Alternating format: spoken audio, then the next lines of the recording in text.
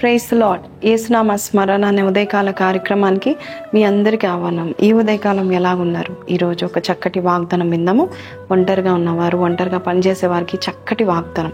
యెషయా 55:5 నీవెరుగని జనులను నీవు పిలిచెదవు, నిన్నెరుగని జనులు యెహోవా నిన్ను మహిమపరచగా చూచి నీ దేవుడైన యెహోవాను బట్టి, ఇశ్రాయేల్ పరిశుద్ధ దేవుని బట్టి నీ యొద్దకు పరుగెత్తి వచ్చెదరు. ఎంత అద్భుతమైన వాగ్దానం కదా. ఈరోజు నువ్వు ఒంటరిగా కష్టపడుతున్నావేమో, సహకారులు ఉపకారులు లేరంటూ నువ్వు బాధపడుతున్నావేమో, కానీ దేవుడు నిన్ను మహిమపరచబోచున్నాడు. నీ దేవుడు నిన్ను మహిమపరచడం మనుషులు చూసి, జనులు చూసి, నీవు ఎవరో తెలియని వారు కూడా నీ యొద్దకు పరిగెత్తుకుంటూ వచ్చి నీకు సహాయం చేస్తారంట. దావీదు జీవితంలో మొదటి దినవృత్తాంతంలో 12వ అధ్యాయంలో చూస్తే వేల కొలది మనుషులు దావీదు యొద్దకు చేరారంట. దావీదు కొరకు, దావీదుని రాజు చేయడానికి కొరకు, దావీదే రాజు అవ్వడానికి కొరకు ఒక ధ్యేయముతో వారు పనిచేస్తారంట.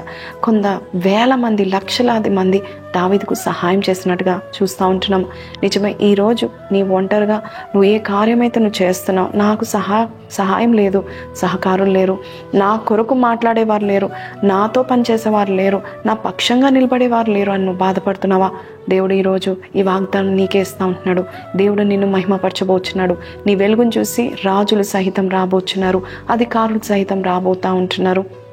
మనుషులు వెతికి మరి నీ యొద్దకు వస్తూ ఉంటారు. ఇప్పటి వరకు మనుషులు నేను ఇగ్నోర్ చేశారేమో, ఇప్పటి వరకు నేను నెట్టివేశారేమో, ఇప్పటి వరకు నీ జీవితంలో నేను ఏ మాత్రమో పట్టించుకోక, మరి నీ జీవితంలో నువ్వు చేసిన ప్రతి కార్యం కూడా చాలా అల్పమైందంటూ, నీకు ఎటువంటి ఖ్యాతి లేదని, నీకు ఎటువంటి ఇన్ఫ్లుయెన్స్ లేదని మరి మనుషుల్ని త్రోసిపుచ్చుతున్నావే. కానీ దేవుడు చెప్తా ఉంటున్నాడు, మనుషులు త్రోసిపుచ్చితే ఏంటి, నేను నిన్ను మహిమపరచబోచున్నాను. నేను నిన్ను మహిమపరచగా చూసి మనుషులు పరిగెత్తుకొని వస్తారంటున్నారు. పరిగెత్తుకుని, అమ్మో వీరితో పాటు నేను ఉండాలి, వీరి కుటుంబంలో నేను ఉండాలి, వీరి యొక్క జీవితం నేను అడుగు పెట్టాలి, వీరితో ఉంటే మాకు మహిమ, మాకు ఘనత, మాకు అన్ని విధాలుగా దీవెనకరంగా మేము ఉంటామని పరిగెత్తుకొని వచ్చే వారిని దేవుడు తీసుకురాబోతున్నాడు. కాబట్టి ఈరోజు కృంగి ఉన్న నీవు ఒంటరిగా కష్టపడుతున్న నిన్ను దేవుడు చూసి ఈ చక్కటి వాగ్దానం ఇస్తా ఉంటున్నాడు. గుహలో ఉన్న దావీదుని దేవుడు చూశాడు. ఈరోజు నీవు ఏ గుహలో ఉన్నావో, ఎవరు దిక్కు తోచిన స్థితిలో నువ్వు ఉన్నావేమో, అందరు కాదన్న స్థితిలో నువ్వు ఉన్నావేమో, కానీ దేవుడు చెప్తా ఉంటున్నాడు, మనుషులు రాబోతున్నారు, నీ కొరకు సహకారులను, ఉపకారులను, రాజులను, అధికారులను నేను లేవనెత్తబోతున్నాను.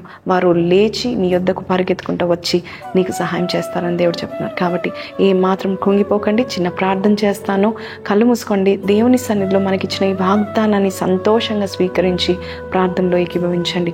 పరిశుద్ధుడా, మహోన్నతుడగు తండ్రి, నాకు ఎవరు లేరు నాయన, నాకు సహాయం చేసేవారు లేరు, సహకారులు లేరు నాయన, నువ్వు తిన్నావా ఉన్నావా అనేవారు లేరు అని ఎవరైతే బాధపడుతున్నారో నాయన ప్రభా, వారికి నీవు అప్పగిస్తున్న వారిని బట్టి నీకు వందనాలు. మనుషులను అయ్యా, వారి ఎరగని మనుషులు పరిగెత్తుకుంటూ వచ్చి అయ్యా తండ్రి, వారితో కలిసి ఉండడానికి, వారితో లాయల్గా ఉండడానికి అయ్యా నీవు ప్రేరేపిస్తున్న విధానం బట్టి నీకు వందనాలు.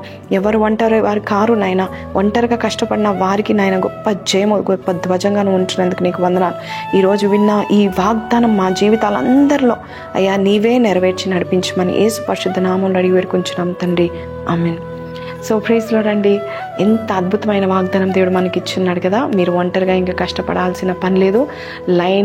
లైన్ కట్టుకొని వస్తూ ఉంటారు మీ జీవితంలో. దేవుడు అలాంటి వ్యక్తులను దేవుడు ప్రేరేపిస్తున్నారు. మీ దగ్గరకు వచ్చి మీకు సహాయం చేసి మిమ్మల్ని గొప్ప చేయబోతున్నారు. కాబట్టి ఈరోజు ఈ వాగ్దానం మీతో మాట్లాడితే కింద కమెంట్లో God is giving me my people అని పెట్టండి. And don't forget to like, share and subscribe. See you tomorrow. Until then, take care. Praise the Lord.